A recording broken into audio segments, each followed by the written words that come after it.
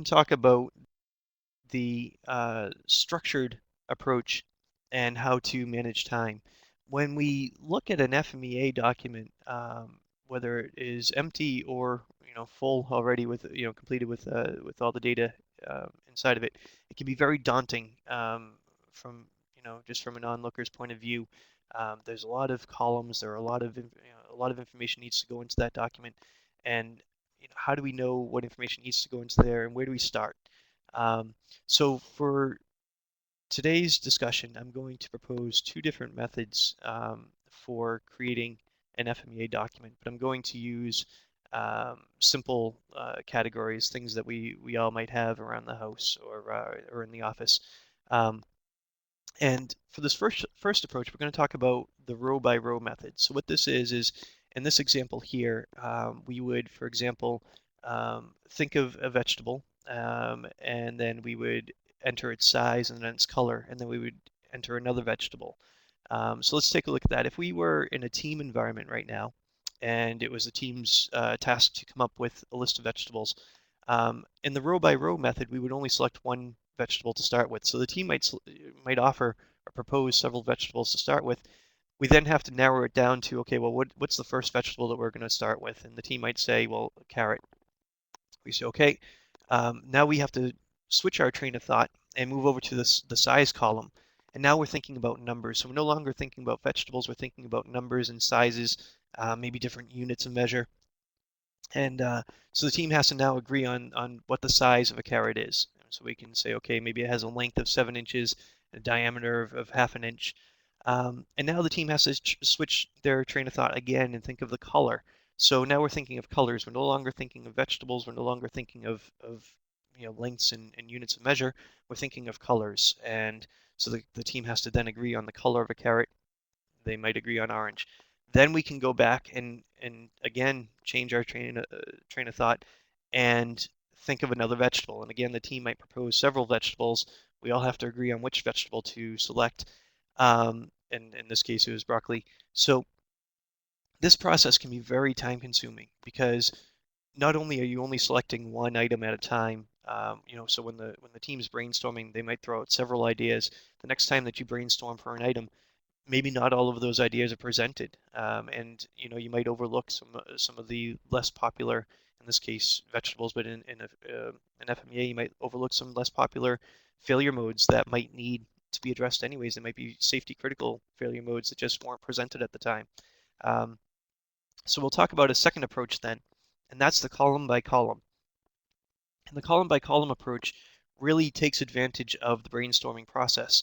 In addition, the team can focus on what what that column is supposed to include. So in terms of consistency of language, in terms of consistency of information, the column by column approach is far superior. It also helps the team stay focused. You don't have to switch mindsets for each column continuously. So in this example, the team might have to come up with several fruit. And when the team starts brainstorming the fruit, we can enter each fruit as they come up. So the team might say apple, orange, pear. We can actually document each one of those as they come up. And then we'd move on to the animals. We do, dog, cat, whatever it is. And then after we've completed that whole column, that's when we move over to the size column. And so now the team is focused no longer on the objects, but they're thinking about numbers and units of measure. So for the apple, for example, they might say an apple has a diameter of 4 inches. And where this really helps is in consistency. So now when we move over to the orange and we think, well, what's the size of an orange? We know that if we enter 400 inches, that there's a discrepancy there. We need to evaluate because apples and oranges are similar in size. So we would know that an orange then might be about 4 inches as well. And the same when we go over to colors, we'll be able to focus on what colors we want to include, and that way we're using the same word. For example, there might be several different shades of red, but in this discussion we want red to just be red as opposed to being maroon or some other shade. Um, and in FMEA, again, the same sort of methodology can take place. So in this example here, we have a design FMEA, and it's for an audio speaker. And part of an audio speaker is the cone, and then we have a voice coil and a dust cover. It's very easy to, in a design FMEA, to get the items off of an exploded diagram, for example. You can just take the items from that exploded diagram and incorporate them into your FMEA, into that first column. In your process FMEA, the first column information would be extracted from your process flow, for example. So for each process step in your process flow, you would have a process step listed in your FMEA. So you would complete the first column using the exploded diagram or your process flow. When you move over to your failure modes, again, stay within the column. And the advantage there is that your information is going to be consistent. So the language that you use for one failure mode, if you go to reuse that failure mode, the language that you use is going to be familiar with, to you, and it'll be easy to use the same language again. Also, in an FMEA, sometimes it's a challenge to differentiate what's a failure mode, what's a potential effect, and what's a potential cause. If you stay on the column, one column at a time, it makes it a lot easier to focus on the differences, to understand the differences, and to stay focused with what information is required for each column. It's also important to leverage existing knowledge. So when we talk about research is very important.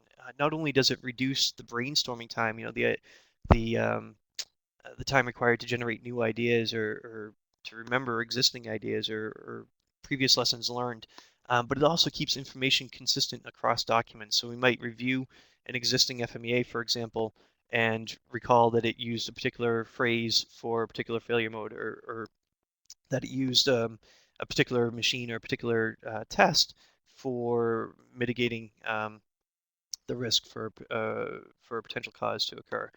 Um, and so using consistent information is a huge advantage, not only from a reporting standpoint to understand, the similarities between potential failure modes, potential causes, for example, across different product lines, um, but it also helps our operators, it helps our engineers, and it helps our customers understand that these are the same, topics that we're talking about.